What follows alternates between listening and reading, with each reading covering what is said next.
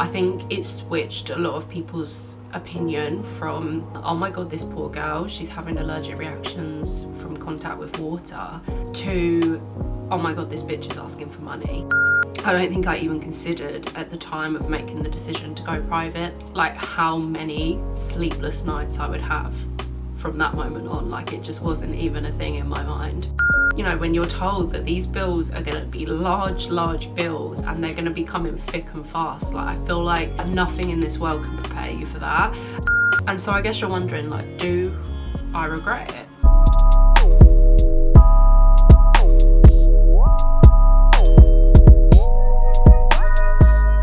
Hi you guys, welcome back to my channel. So in today's video I wanted to sit down and talk to you guys about whether or not I regret changing to private healthcare.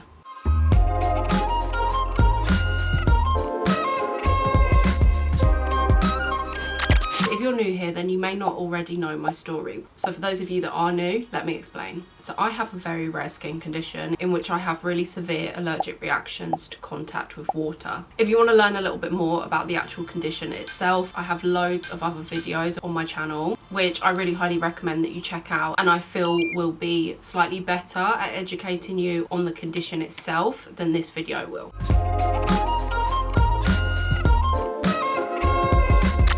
UK, we have a national free healthcare service. So we pay taxes towards the NHS, which is then put into a big NHS pot and then divided out amongst the NHS, which allows us to, for the most part, not pay for our healthcare, which is amazing. Like, I honestly think that everyone around the world, like every single country, should have something like the NHS. And I was lucky enough to be treated under the NHS for over 6 years for my condition, which is such a long time when you actually think about it. Like, the amount of testing, the amount of treatments, the amount of medications and equipment that they would have used on me in that time is insane. If they were to give me a bill now for all of the treatment that I received on the NHS, I really truly believe that I would be very, very broke. And I think that kind of just speaks to the amazing work that the NHS are able to do. Even though, you know, their budget isn't endless, it isn't unlimited what they can provide under their free healthcare system, but it is pretty amazing. You know, when you consider the fact that in places like America, having a baby can sometimes cost upwards of £10,000, whereas here in the UK you can have a baby, have that baby delivered, have that baby receive medical care, all for free, which is amazing.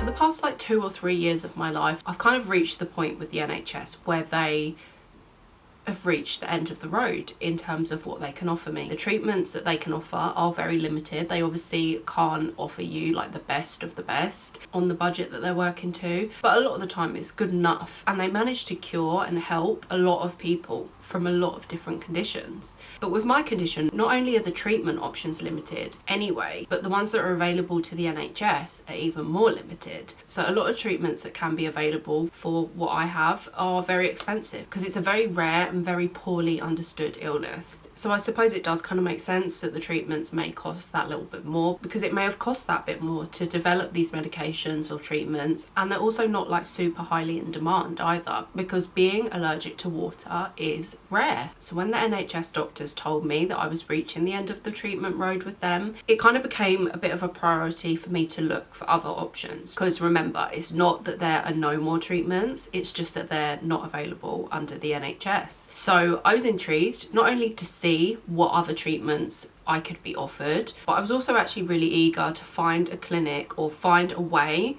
for the doctors to run more extensive testing on my body and test for things that aren't covered as standard on the NHS. Under the NHS, they haven't tested me for a whole load of things. I haven't been tested for lupus, I haven't been tested for mast cell activation syndrome, you know, and there's a long list of tests that the NHS maybe could do if they had an endless budget, but are not doing because they don't have an endless budget. But I began to become quite intrigued by the idea of going private, because it would allow me to explore those avenues that have not been explored because of money being tight. So it was then that I started like the journey of going private and receiving my medical care in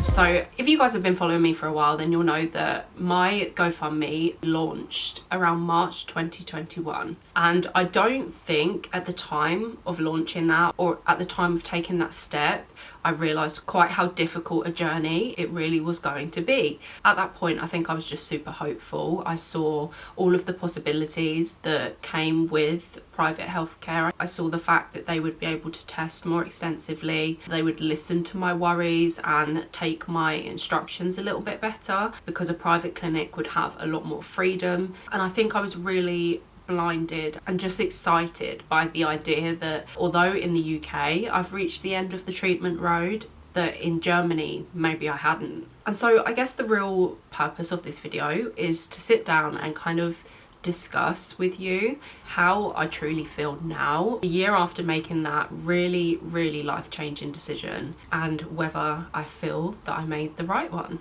So I think ultimately my first and most obvious confession was that I had no idea what that decision meant at the time that I made it. I decided that this would be my next step and that this would be something that I was committing to. But I think because I had never experienced private healthcare in any way, I definitely was not prepared for the financial burden that was gonna impose on my life. I genuinely never could have imagined the financial pressure and the feeling of everything closing in on you. You know, when you're told that these bills are going to be large bills and they're going to be coming thick and fast. Like, I feel like nothing in this world can prepare you for that. And I don't think I even considered at the time of making the decision to go private that how many sleepless nights I would have from that moment on. Like, it just wasn't even a thing in my mind. I also don't think that I ever really anticipated people turning on me.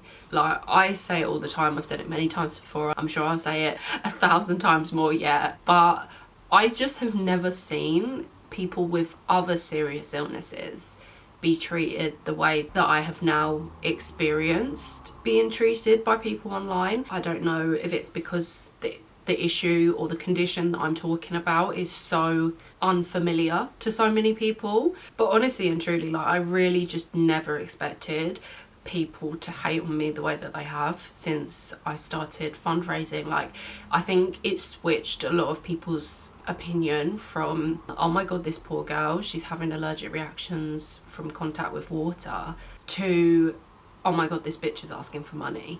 And I get that, I really do. I think maybe I didn't anticipate so much hate because of the fact that I know over the years I've seen some crazy GoFundMes. I've seen GoFundMe campaigns go viral because a girl is asking for help affording a new Prada bag, and some really non-essential things. I've seen so many non-essential GoFundMes, but I definitely feel that since the rhetoric of my channels and my social media accounts have changed, and it's become more about, hey guys, help me, I need treatment, and less about, look at how much I'm suffering. I feel like I may have built up a picture of greed. People are starting to view me as greedy. I've genuinely never seen someone with something like cancer or more serious illness set up a GoFundMe and be told that they're greedy. But I do, and I just don't, I can't get my head around it just yet. But I've had to do a hell of a lot more fighting than I think I was prepared for, and if I'm honest, I didn't have the fight in me at the time of starting the fight. I didn't know I was going to have to fight quite so hard to defend myself against people, and I think this year it's broken me a lot more than I ever could have anticipated. I think I walked into this under the impression that it was going to be a wholly positive experience, and I was so wrong, and that is my fault for creating an idea in my head of how people were going to perceive this, because I got an initially really great reaction and I kind of rolled with it. I was like, yes, let's go, the public are going to help me get my treatment, and then it all kind of turned to a bit of a shitstorm. So I guess you're wondering, do I regret it? At times, yes. You know, at so many points in 2021, I kind of sat there and thought, like, what the fuck have I done? Like, what have I started?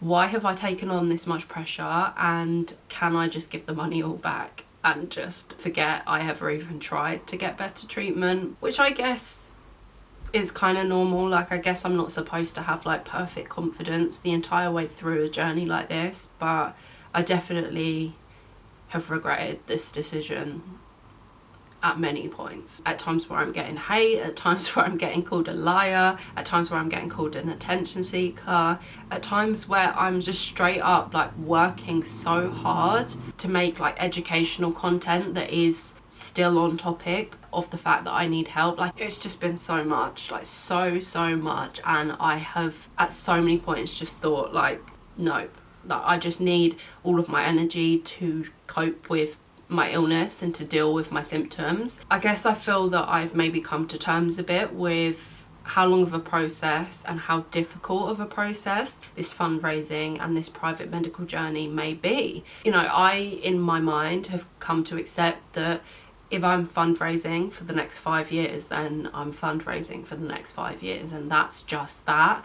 I've taken away all the elements of there being a rush in my mind to raise this money, and I think that has eased a lot of the pressure. I think although I still have those moments where I'm sat there thinking like, do I have blood cancer? Do I have a blood disease? Like, do I have hepatitis B? Like, do I have these things that the doctors in Germany mentioned that they want to test for? But it's not helpful. Like, it doesn't help me get the money or get the tests to find out any sooner. So I can't let that be a factor. Otherwise, I'll lose my mind. I feel like last year was just a panic. Like, last year was just like a mad rush to try and raise money when people were only seeing the panic. They weren't seeing the pain because the panic was so loud and so in people's faces, if you get what I mean. And I'm just glad that this year I'm starting off with like a fresher head, like a clearer mind and a more positive outlook, I guess. It's about strength now, it's about resilience, and it's about determination, and I have all of those things. I do, like, I know in my heart that I do, and I'll get back to Germany for answers when I get back to Germany for answers. Plus, I think something that I didn't pay enough attention to last year, because I was panicking so much and because my thoughts were so erratic and full of worry, I think I forgot to step back and just kind of take in how many people have stepped up to help me, like how many people whose heart my story has touched. As of right now, I've literally had over 1,300 people contribute towards my medical care, and I honestly, like, I'm so sad that I haven't treasured that fact more amongst all of this panic and all of this fear. The fact that that many people have showed up for me in my time of need, like that, to me, I think means more. Stop it. I think that to me means more than anything, any treatment, any doctor. What I'm trying to say is thank you for the past year. All of the support, all of the trust that you've had in me. Thank you.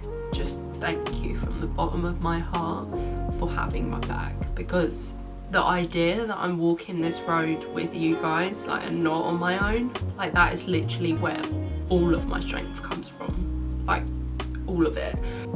So yeah. I'm going now because I'm not trying to be emotional on camera, just not trying to do it. But I love you guys so very much. I hope if you enjoy my content, enjoy my videos, or have an interest in my story whatsoever, I really do hope that you have subscribed to my channel and that you've got your post notifications on so that you never miss out on any of my new uploads. Definitely head over and follow me on my social media channels, because when I'm not posting on YouTube, quite often the best place to catch me is over on Instagram or TikTok. So please do go and give me a follow on social media if you want to. As always, angels, thank you so much for watching. I love you so much, and I'll see you in the next one.